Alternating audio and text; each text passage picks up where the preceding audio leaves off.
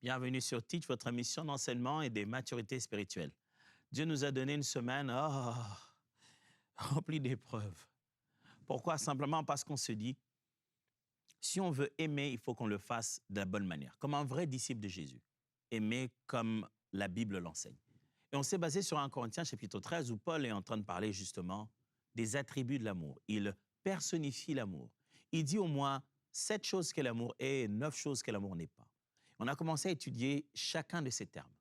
Qu'est-ce qu'il veut dire quand il dit l'amour est patient, l'amour est bon, l'amour n'est pas envieux, n'est pas jaloux, l'amour ne se vante pas. Et il dit aussi que l'amour ne se enfle pas d'orgueil, l'amour n'est pas orgueilleux. OK.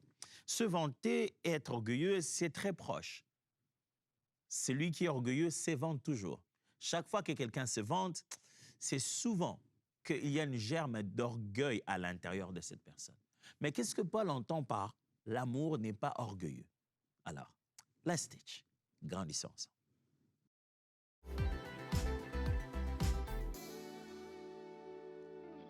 Le mot grec pour « n'est pas être orgueilleux », c'est physioatai. Je ne suis pas bon dans la façon de prononcer ces translittérations. Mais ça signifie ne se gonfle pas. C'est ça littéralement ce que ça veut dire. Le mot que Paul utilise là-bas, c'est vraiment un langage imagé. C'est-à-dire, il dit l'amour n'est pas imbu de soi, l'amour n'est pas gonflé à l'intérieur. Vous savez, il y a ces genres de personnes qui sont tellement gonflées qu'il n'y a même plus d'espace pour les autres dans la pièce.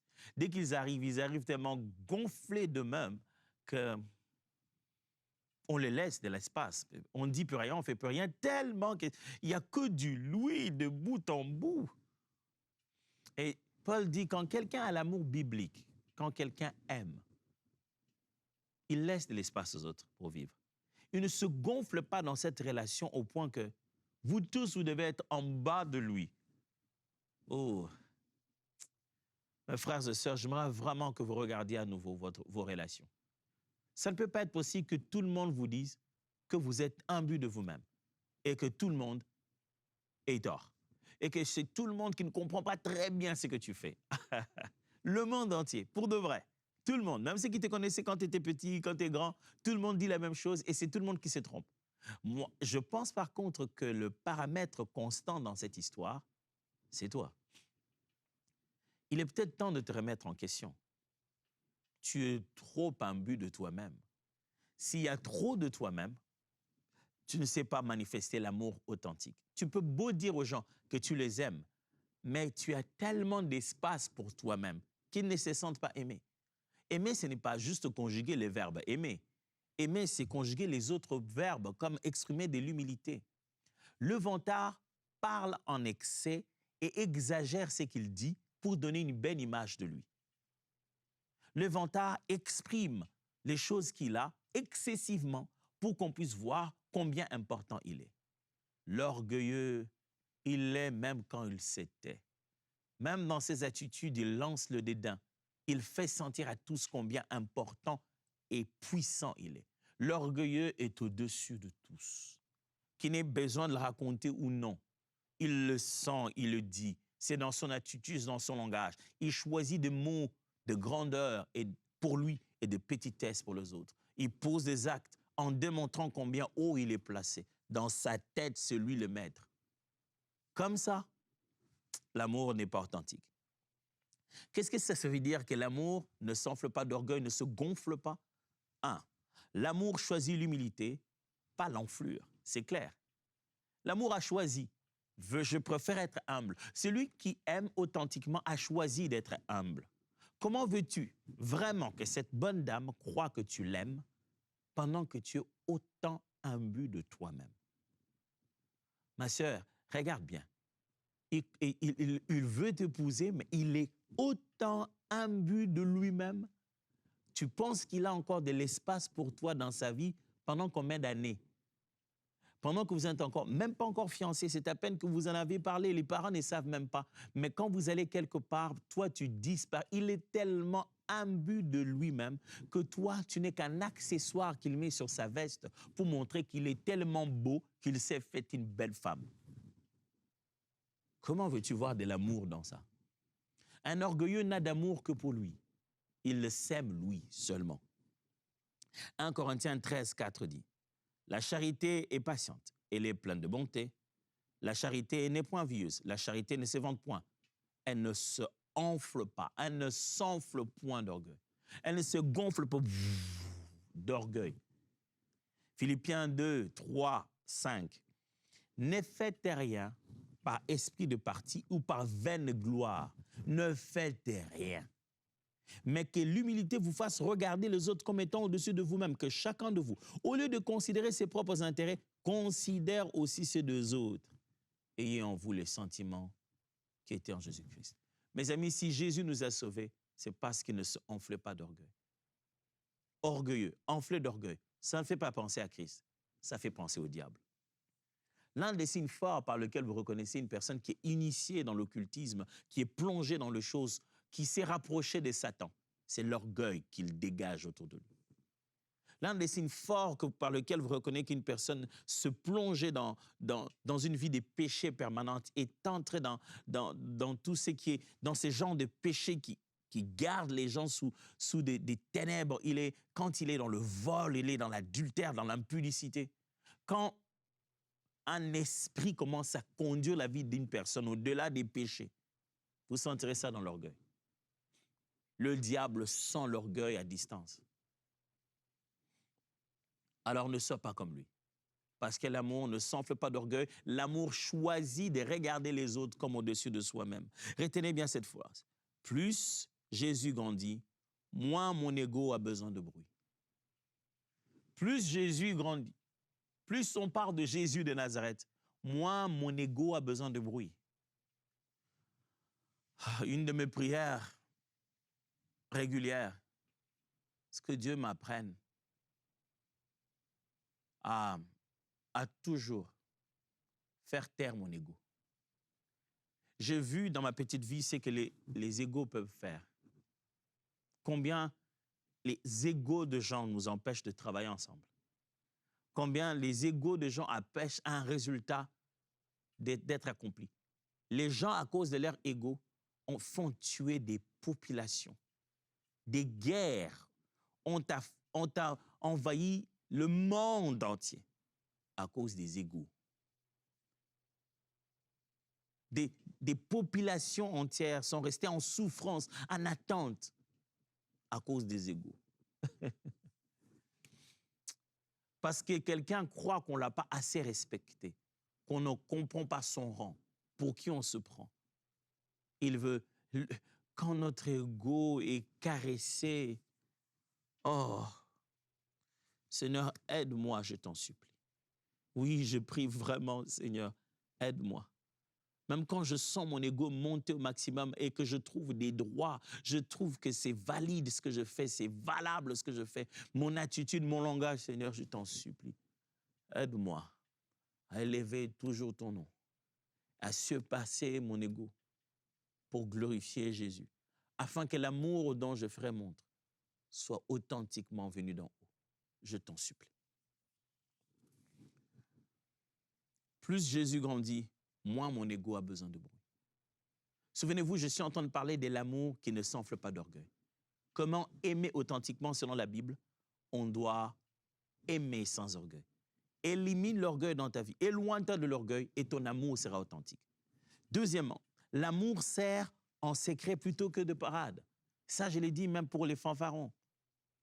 L'amour choisit de poser des actes secrets plutôt que des parades.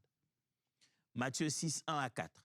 Gardez-vous de pratiquer votre justice devant les hommes pour en être vu. Autrement, vous n'aurez point de récompense auprès de votre Père qui est dans les cieux. Lors donc tu fais de l'aumône, ne sonne pas de la trompette devant toi, comme font les hypocrites devant les synagogues et dans les rues, afin d'être glorifiés par les hommes. Je vous le dis en vérité, ils reçoivent leur récompense. Mais quand tu fais l'aumône, que ta main gauche ne voit pas ce que fait la droite, afin que ton aumône se fasse en secret, et ton Père qui voit dans le secret te le rendra. Jean 13, 14 à 15 dit, si donc, je vous ai lavé les pieds, moi le Seigneur et le Maître, vous devez aussi vous laver les pieds les uns les autres, car je vous ai donné un exemple, afin que vous fassiez comme je vous ai fait. Jésus a lavé les pieds de ses disciples pour donner un exemple. Donner un exemple. Donner un exemple. Frères et sœurs, Jésus nous a donné le modèle de l'humilité et pas de l'orgueil. Si vous voulez aimer sincèrement, servez, sans faire des démonstrations. Si vous voulez tuer l'orgueil en vous, servez sans chercher des démonstrations. Souvenez-vous de cette phrase. Le vrai amour laisse des traces, pas des trompettes. Un amour sincère, un amour authentique, fait des choses, pose des actes, détient une attitude. Quand quelqu'un a été aimé authentiquement, même si on ne lui a rien donné, dans l'attitude, dans la façon d'être, il s'est senti aimé. Ça laisse des traces, pas des trompettes. Avez-vous déjà été autour de gens où vous vous sentez aimé, sans qu'il n'ait besoin nécessairement de vous donner quoi que ce soit? Vous sentez qu'on m'aime ici. Pas parce qu'on est en train d'être adulé, mais parce que face à toi, personne n'essaie de se gonfler pour devenir plus gros que toi. Personne n'essaie de combler l'espace vide par son être imposant. Troisièmement, l'amour reçoit tout comme grâce, pas comme mérite. Je vous ai dit qu'être vantard ou fanfaron, c'est vraiment déjà quelque chose qui est lié à l'orgueil. C'est pourquoi vous voyez beaucoup de choses se ressembler. Quand Paul dit qu'il ne faut pas être orgueilleux dans l'amour, il dit qu'on doit comprendre que tout a été reçu par grâce, pas par mérite. 1 Corinthiens 4, 7. Car qu'est-ce qui te distingue? Qu'as-tu que tu n'aies reçu? Et si tu l'as reçu, pourquoi te glorifies comme si tu ne l'avais pas reçu? On l'a lu encore ça hier. Éphésiens 2, 8 à 9. Car c'est par la grâce que vous êtes sauvés, par le moyen de la foi, et cela ne vient pas de vous, c'est le don de Dieu. Ce n'est point par les œuvres afin que personne se glorifie. Retenez cette phrase pour que ça vous rappelle comment l'amour ne doit pas être orgueilleux. Quand tout est don, je n'ai plus besoin de me donner la gloire. Quand tout est don, quand tout m'a été donné, je n'ai plus besoin de me donner à moi la gloire. Quand j'ai reçu, comment je vais me glorifier? Quand tout n'est que grâce, tout n'est que don, je ne peux plus me donner de la gloire à moi-même. C'est comme ça que réfléchit quelqu'un qui a un cœur d'amour authentique et biblique. Quatrièmement, l'amour parle vrai avec douceur, pas avec supériorité. L'un des domaines dans lesquels on reconnaît un orgueilleux, c'est le langage. L'orgueilleux emprunte des mots orgueilleux. L'orgueilleux a un jargon. Mais l'amour parle vrai, avec douceur, pas avec supériorité. L'orgueilleux utilise les mots qui montrent combien important il est, même quand il ne l'est pas. L'orgueilleux a besoin tout le temps d'un poste, d'une fonction. Mettez-les dans un cadre, reconnaissez son pouvoir. Comme ça, il sait bien se déployer ses ailes d'orgueilleux. Or, l'amour parle avec douceur, il est juste vrai. Il n'a pas besoin d'être supérieur. Éphésiens 4, 15. Mais que, professant la vérité dans la charité, nous croissions à tous égards en celui qui est le chef Christ. Professer la vérité dans la charité. Déclarer la vérité avec amour. On n'a pas besoin de dire la vérité en se devenant... Même si tu as raison, si tu veux voir l'orgueilleux, oh, laisse-le avoir raison. Oh, s'il est dans un domaine, il a raison, je crois que tu ne vas pas dormir ce jour-là. Tu ne vas pas dormir. Vous savez quelqu'un, vous dites, oh mon Dieu, s'il apprend ça, je ne vais pas dormir. Oh là là là là là là là. Tu sais déjà que son orgueil va tellement exploser maintenant qu'il a encore raison. Colossiens 3, 12. Ainsi donc, comme des élus de Dieu, saints et bien-aimés, revêtez-vous des sentiments de compassion, de bonté, d'humilité, de douceur et de patience. Les bien-aimés de Jésus doivent se revêtir de quoi? Des sentiments d'humilité. Frère, si tu es disciple de Jésus, tu ne peux pas être orgueilleux. Comment veux-tu aller gagner les âmes avec cet orgueil? Comment veux-tu leur dire « Jésus vous aime » Mais, vous savez, l'orgueilleux, même quand il prêche l'évangile, on sent son orgueil. J'ai déjà été avec des amis, des frères et des sœurs, en train de faire le porte-à-porte, gagner les âmes. J'ai entendu des choses et des gens qui sont juste restés fidèles à eux-mêmes. Même dans sa façon de présenter l'évangile, il dégage son orgueil de sa spiritualité. Écoutez bien cette phrase. Dire vrai sans aimer, c'est orgueil. Aimer sans vérité, c'est lâcheté. Dire vrai à quelqu'un sans l'aimer, c'est de l'orgueil. Tu dis, je vais te dire la vérité, mais sans amour, c'est de l'orgueil. Tu n'es pas en train de lui dire la vérité. Tu veux, toi, te positionner en un angle où c'est toi qui détiens le vrai et lui le faux.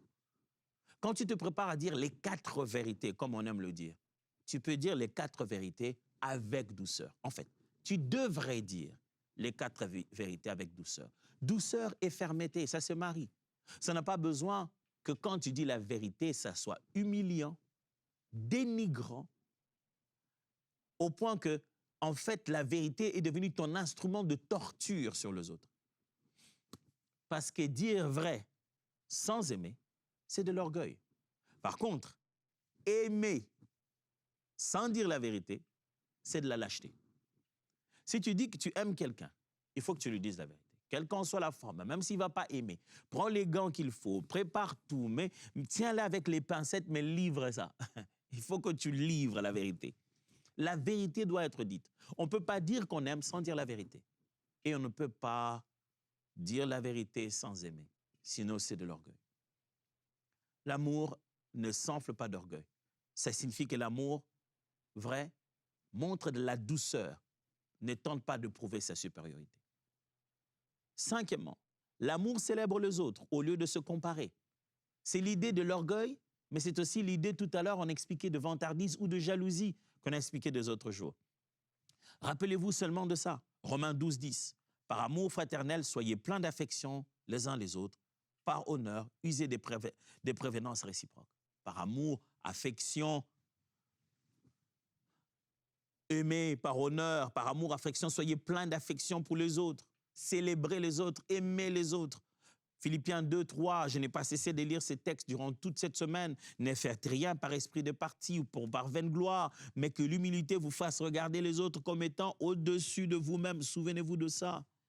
1 Corinthiens 12, 26. Et si un membre souffre, tout le membre souffre avec lui. Si un membre est honoré, tous les membres se réjouissent avec lui. Juste pour rappeler que cette même idée, elle est importante tant pour se souvenir que l'amour n'est pas envieuse, que l'amour n'est pas orgueilleuse, que l'amour n'est pas vantard. Écoutez cette phrase. Honorer l'autre brise la règle du moi d'abord. Honorer l'autre, ça brise la règle du moi d'abord. Souvenez-vous, je vous parle de l'amour qui n'est pas orgueilleux, qui donc célèbre les autres au lieu de se comparer. Si vous voulez tuer cet orgueil du moi d'abord, honorez l'autre au lieu de vous comparer à lui. Parce que l'orgueilleux s'est dit « moi d'abord ». Dans cette famille, moi d'abord. Quand quelqu'un est orgueilleux dans un couple, ça aveugle complètement de tous les actes d'amour qu'il peut poser. La personne peut vous dire « je t'aime, je t'aime, je t'aime », mais son orgueil aveugle au point qu'on ne sait même pas voir son amour. Il peut même pleurer, dire « je fais tout pour montrer que je t'aime ». Mais dans tes actes, il n'y a que toi. Il n'y a que toi d'abord. Tu ne célèbres jamais les efforts des autres. On n'en a suffisamment pas fait. Ce n'est pas toujours assez. Toi, tu l'aurais mieux fait. Toi, tu le fais toujours mieux que les autres. Quand tu viens, c'est pour corriger. Quand tu trouves quelque chose, c'est pour venir parler en supérieur. Tout ça, ça dit le contraire du mot aimer. Comment veux-tu communiquer l'amour autour de toi en étant tout le temps le supérieur, en pensant à toi d'abord? 6e, l'amour accepte d'être conduit et corrigé. Ah, ça c'est bien particulier par rapport à l'orgueil. L'amour n'est pas orgueilleux signifie que l'amour accepte d'être conduit et corrigé. Si tu aimes, c'est difficile à le dire, mais si tu aimes, accepte d'être conduit. Accepte que quelqu'un d'autre te montre la route. C'est ça l'amour. L'amour, c'est pas juste être capable de donner, c'est aussi être capable de recevoir. Aimer, c'est aussi être capable de recevoir la conduite et recevoir la correction. Recevoir la direction et recevoir la correction. Recevoir l'orientation et recevoir la correction. Recevoir le fait que quelqu'un te dise quoi faire, de quelle manière il faut le faire et obéir à ce qu'il a dit. Recevoir le fait que quelqu'un te dise que ça n'a pas été bien fait et que ça doit être corrigé et te corriger pour ça. Ça, c'est ce qui prouve l'amour.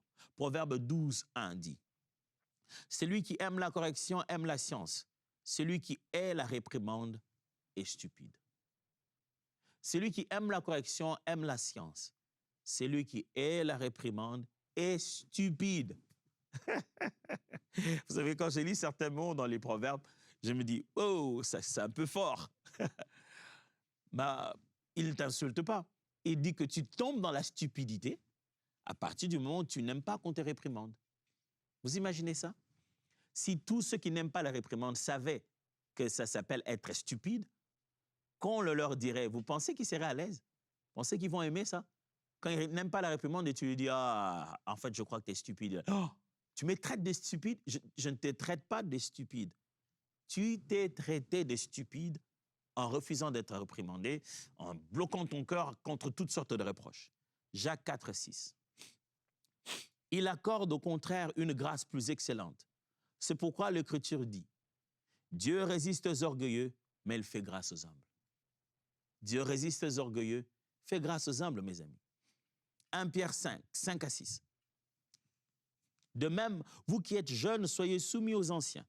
Et vous tous, dans vos rapports mutuels, revêtez-vous d'humilité, car Dieu résiste aux orgueilleux, mais il fait grâce aux humbles. Humiliez-vous donc sous la puissante main de Dieu, afin qu'il vous élève au temps favorable. L'amour accepte d'être conduit. Tu t'humilies et tu acceptes d'être conduit. Tu t'humilies et tu acceptes d'être corrigé. Si tu aimes, tu dois aimer la réprimande. Si tu aimes, tu dois aimer la correction. Ouais, c'est mon mari, je l'aime, mais quand il fait une réprimande, non, non, non, non, non, non. C'est ma femme, je l'aime, mais quand il fait une correction, c'est mon pasteur, je l'aime, mais quand il veut te diriger, tu ne veux pas. L'amour, ce n'est pas seulement donner, c'est apprendre à recevoir. Il y a des gens qui n'ont pas un problème pour donner. Ils n'ont simplement pas l'art de recevoir. Ils ne savent pas recevoir la direction et recevoir la correction. Écoutez bien cette phrase. L'orgueil se défend. L'amour se laisse former. Waouh, c'est pas évident. L'orgueil trouve, même quand il a tort, il trouve une façon de se transformer en victime en se défendant. Quand l'orgueil se sent coincé, il sort des stratégies pour se défendre. Mais l'amour se laisse former. L'amour dit, oh, désolé, je vais apprendre. Quelqu'un qui aime sait se laisser former. J'ai une question pour toi. On est en train de finir cette semaine et on a appris 2 choses que l'amour est et 3 choses que l'amour n'est pas. Est-ce que tu aimes vraiment? Est-ce que les gens autour de toi peuvent vraiment confirmer que tu aimes? Je ne parle pas seulement d'aimer ta femme ou ton mari, ou tes parents, ou tes sœurs, tes frères. Je parle d'aimer aussi ceux que tu rencontres à l'église, d'aimer aussi ceux que tu trouves au boulot, d'aimer aussi un passant, un parfait inconnu. Et la Bible est en train de nous montrer comment l'amour se montre.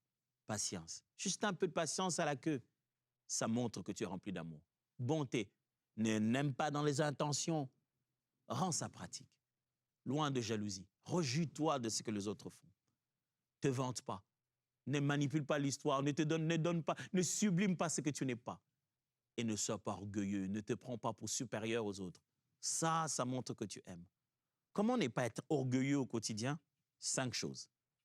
Premièrement, demande un feedback et écoute.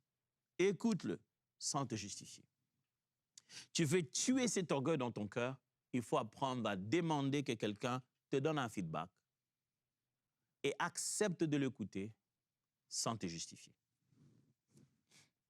Tu demandes un feedback. Qu'est-ce que tu penses de moi? Qu'est-ce que tu penses de ceci? Demande-lui de te dire qu'est-ce qu'il pense. Et après avoir parlé, écoute, dis merci. Merci beaucoup. Et c'est tout. Il n'y a pas de justification. Tu n'as pas besoin de dire merci beaucoup, mais souvent, tu sais, quand tu me vois souvent comme ça, c'est parce que tu veux entraîner ton cœur à détruire l'orgueil. Apprends à recevoir. 2, dis, je me suis trompé. Clairement, si nécessaire. Tu veux apprendre à bâtir une vie d'humilité, à détruire l'orgueil. Apprends à dire, je me suis trompé. Je commis une erreur. Ne dis pas seulement pardon. Dis, je commis une erreur. Je suis désolé. Ce que je fais n'était pas bien. pardonne-moi, j'ai exagéré. Décris ce que tu as fait. Ça va commencer à couper certains ailes. Vous savez, l'une des choses que l'orgueilleux n'aime pas, c'est se mettre en position de recevoir le pardon. L'orgueil n'aime pas recevoir. Oh, l'orgueil, c'est le typique du diable. Ce n'est pas seulement parce que Dieu ne veut pas pardonner Satan, hein, ou que Dieu ne veut pas... Non, c'est aussi le diable ne veut pas recevoir des rédemptions non plus. L'orgueil, c'est comme ça. Ce n'est pas seulement Dieu qui ne veut pas, qui a décidé de ne pas l'absoudre, mais la nature de ce qu'il a ne reçoit pas. Se défend. Il ne reconnaît pas que ce qu'il a fait est mal. Il ne reconnaît pas que sa rébellion est une mauvaise chose. Il considère qu'il avait le droit de le faire. Alors, si tu veux tuer l'orgueil dans ton cœur, apprends à t'arrêter et dire « Je me suis trompé ». Quelle que soit ta position de leadership, que tu sois l'homme de la maison, arrête-toi, dis « Je me suis trompé ». 3, pose une vraie question à quelqu'un que tu estimes moins fort. Pose une question à quelqu'un que tu estimes moins fort. Dans ton entourage, tu as l'impression que lui, il a moins de capacités ou tu penses que lui, c'est un élève, c'est un débutant, c'est un stagiaire. Arrête-toi et apprends à recevoir des personnes qui sont apparemment de conditions moyennes, de conditions maigres que les tiennes. Ce n'est qu'un stagiaire, ce n'est qu'un débutant. Ce n'est pas parce que tu le minimises, mais sa position le met déjà dans un contexte où il est moins fort que toi. Mais va puiser là-bas la sagesse, va puiser là-bas la prière, va puiser là-bas de la connaissance. Prie chez lui et tu commenceras à détruire cet orgueil dans ton cœur. 4, prie à genoux, au moins 2 minutes. Des fois, une des choses qui nous apprend à laisser tomber l'orgueil, c'est l'expression de louange.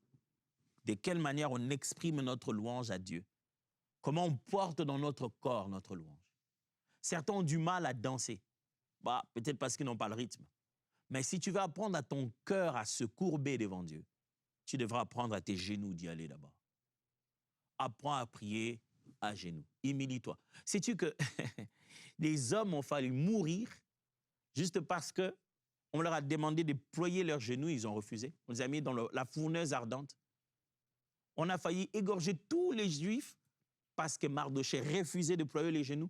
Et qu'est-ce que Satan est venu chercher chez Jésus pendant qu'il le tentait? Rien d'autre que juste ces petites parties de son corps, que ça tombe juste au sol devant lui.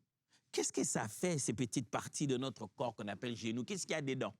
Je ne sais pas t'expliquer, mais je sais que quand tu les amènes au sol, tu diminues tout ton être. Et il faut que tu apprennes à les faire devant Dieu. Et enfin, refuse l'esprit de compétition dans le service. Tu auras souvent l'occasion de sentir que ce que je fais est meilleur que l'autre.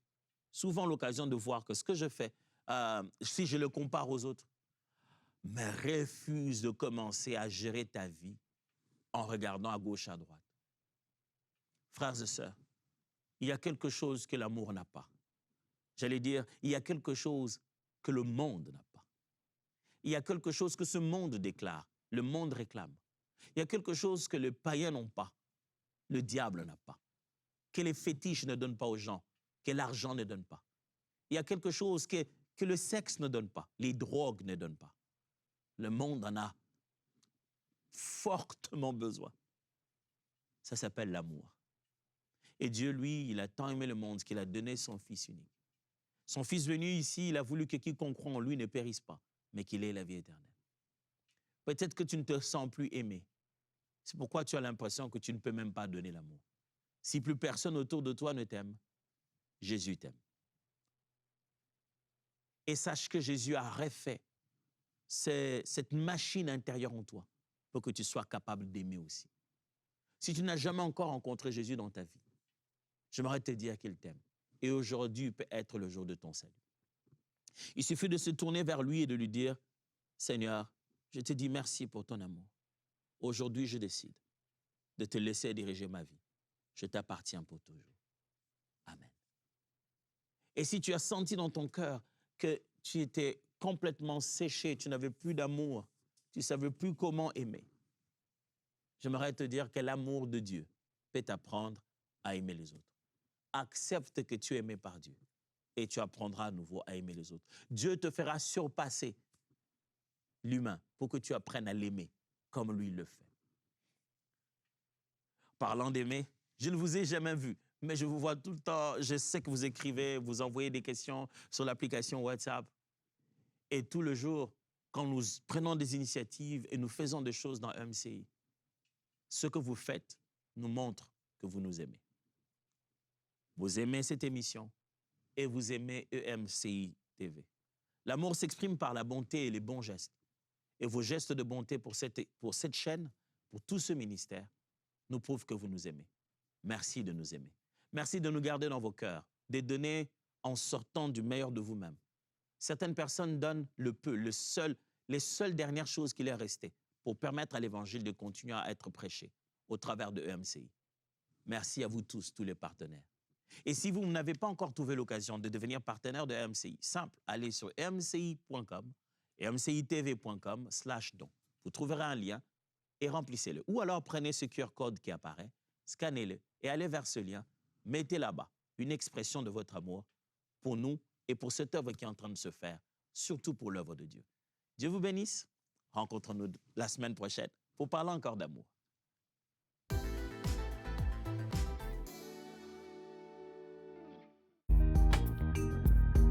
Merci à tous nos précieux partenaires grâce auxquels cette émission a pu être réalisée. Vous aussi, rejoignez la grande famille des partenaires d'EMCI TV en faisant un don sur emcitv.com/don.